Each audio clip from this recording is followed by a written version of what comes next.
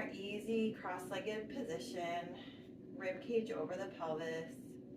Take a couple of deep breaths, remembering that nice 360 breath in through the nose and out through the nose as we expand the rib cage side to side and front to back, side to side and front to back.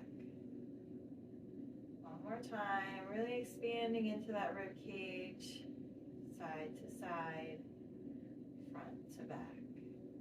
Next, inhale brings those hands up. Let's exhale, take the right hand over to the mat. Left hand comes up and over. Great opportunity to breathe into this left side body. So take a nice deep breath in through the nose and out through the nose. In through the nose and out through the nose. Next, inhale brings you up. Exhale, let's take this left hand to the mat. Right hand comes up overhead. Opportunity now to breathe into this right side body. In through the nose and out through the nose. In through the nose and out through the nose. Next, inhale brings you up. Exhale, hands to heart center. We'll put the hands on the knees. We'll work a little bit on the neck today. So sitting up nice and tall, let's take our chin over to our right shoulder. Bringing the chin down to the chest, taking the chin over to the left shoulder. Bringing the chin down to the chest and over to the right shoulder. Bringing that chin down to the chest, over to the left shoulder. Facing forward with the head. And now we'll take the right ear to the right shoulder. If you'd like to add the right hand on top of the head, you can. Left hand comes out, pushing as if we're pushing away from us on the ground, but we are not able to reach the ground.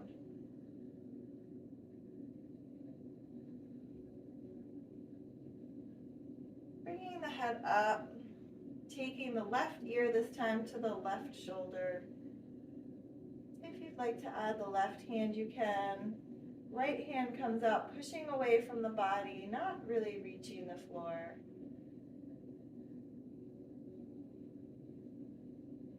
Releasing and sitting up nice and tall. Let's come to hands and knees. We'll get moving with some thoracic mobility this morning. Moving that thoracic spine is super important, as the thoracic spine is right where your diaphragm sits. Inhaling the left hand to the sky. Exhaling the left hand under the body, twisting, left ear comes to the mat. Right hand can stay on the mat, can come to the sacrum, or it can bind. This is thread the needle.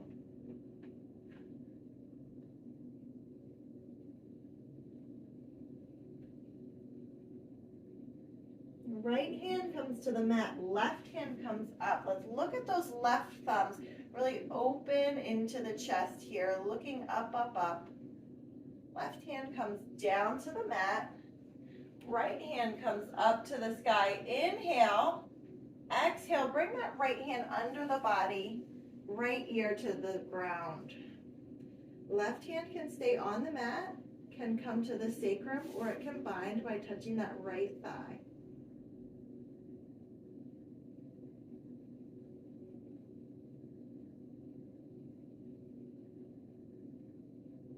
Left hand comes to the mat, right hand stretches up, up, up, looking at that right thumb, opening, opening, opening.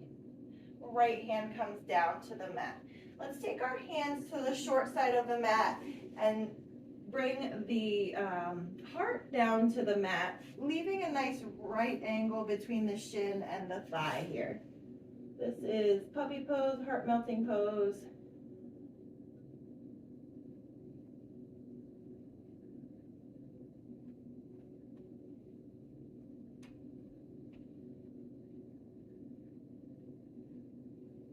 Walking those hands under the shoulders, We are going to come up onto one knee this morning. So you'll bring your one leg out to the side and we'll come up onto one knee. Now, if this is uncomfortable, you can do this sitting on something, sitting on a pillow, whatever you prefer. The first thing we'll do is take the toes and point them towards the ceiling, and then point the toes down towards the mat.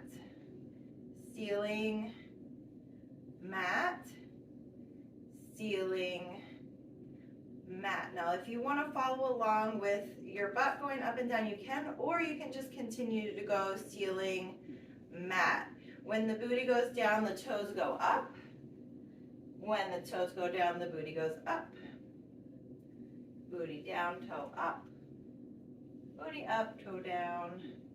Let's do two more. Booty down, toe up. Booty up, toe down. Booty down, toe up. And then coming up, staying here. Let's bring this left knee under us. Make a nice big V with the legs. Now you can do this from a standing position as well if you prefer, if that hurts your knees. The effect will be relatively the same. It stretches into the groin just a bit more if you're on your knees. If you are standing, you can use a block or something to bring the ground up to you. We're going to take the right hand down to the floor. Left hand is going to come up to the sky. So this is stretching that perineal area, the mid-pelvic floor. Left hand comes to the mat or floor. Right hand comes up, looking up at that right thumb.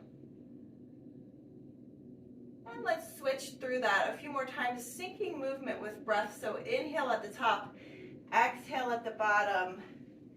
Inhale at the top, exhale at the bottom. Inhale at the top, exhale at the bottom. Inhale at the top. Both hands come down to the mat. Let's sit back. Since our legs are nice and wide, I'll give you a moment if you need to come back down onto the floor. Stretch the hands out in front for a child's pose, wide-legged child's pose. Really breathe into that back body.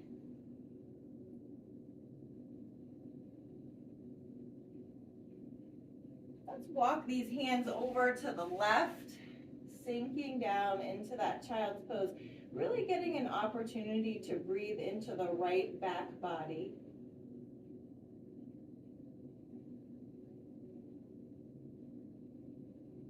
Hands come back to the front, walk over to the right with the hands. Opportunity now is to breathe into that left back body.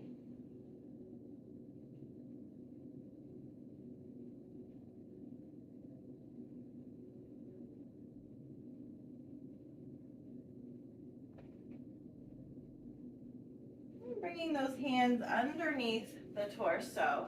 Today we are going to do a pretty extensive stretch, which is Malasana or a yogi squat. You can modify this if you have like a poof or something like that to sit on, or a chair, or you can always use a yoga block as well.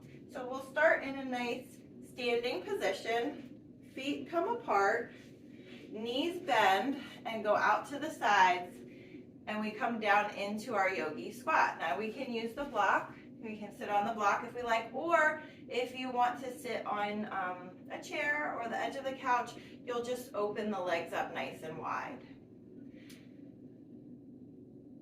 And we'll stay here, opening into that groin. This is great pelvic floor work for when you need to go to the bathroom.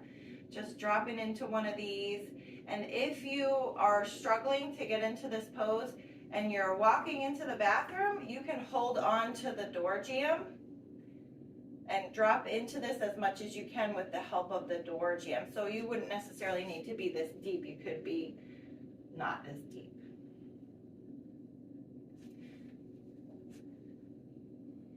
Let's go ahead and bring ourselves back to our hands and knees.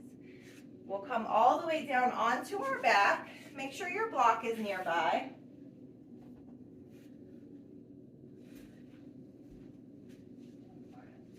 Hips come up into a bridge. We'll take the block on any level under the hips. If you do not have a block, you can use a pillow for this.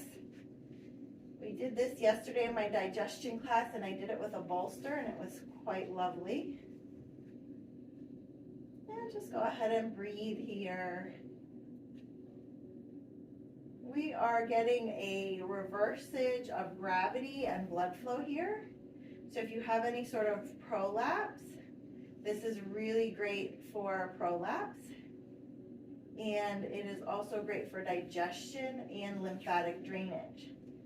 And I just want to take a quick moment and explain to you all of the breathing that we do in class.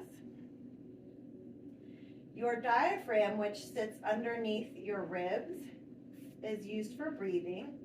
It expands and contracts and helps the lungs expand and contract with air. And it has a mirror of itself down in the pelvic floor, which is also a diaphragm. And if your regular diaphragm is working correctly, the pelvic floor diaphragm will also come in line. So if we're having breathing problems, which you might say, hey Paula, I don't think I have breathing problems. If we are not able to open our rib cage fully because maybe the rib cage is tight or we've been doing some upper chest breathing, these are all things that can inhibit the expansion and contraction of the diaphragm, which can then inhibit the expansion and contraction of the pelvic floor diaphragm. And if that all is happening, we get a weak, tight pelvic floor. Most of the time, if we have pelvic floor issues, our pelvic floor is probably tight and not loose. And it's hanging on for dear life.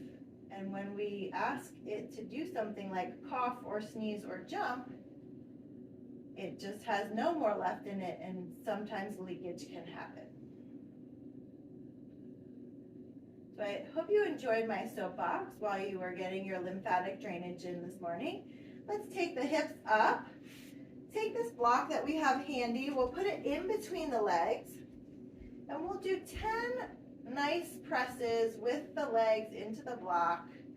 This is strengthening the adductor, the inner thigh. So go ahead at your own pace and do 10. Really giving it a good squeeze. You might feel a contraction of the lower belly muscles and or a contraction of the pelvic floor. Those are secondary contractions. I don't necessarily want you to be actively contracting those muscles. I want you to think about actively contracting the inner thigh muscle.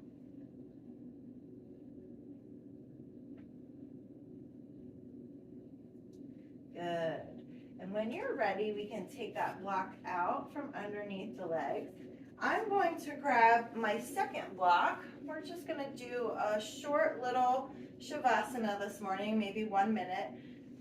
I'm going to do mine in Supta Baddha Konasana, which is butterfly pose. And I like to have my blocks underneath my legs when I do lying down butterfly pose, because my legs aren't flexible enough to reach the ground, which could be the case of anybody, really. And we'll just go ahead and relax here, taking about 10 deep breaths in through the nose and out through the nose.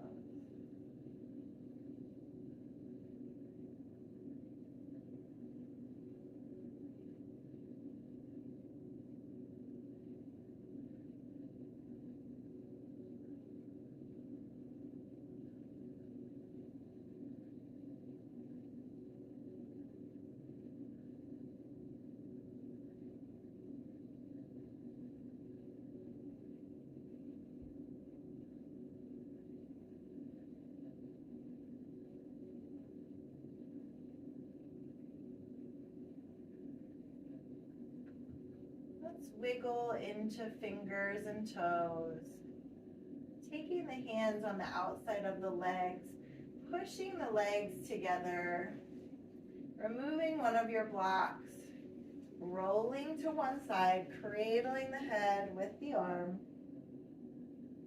And when you're ready, coming to a seated position, whatever seated position you would like to have this morning. Sitting up nice and tall. Let's take a collective breath in through the nose as the arms come up. Exhaling, hands to heart center. And I say to everybody, namaste. Thank you so much for coming.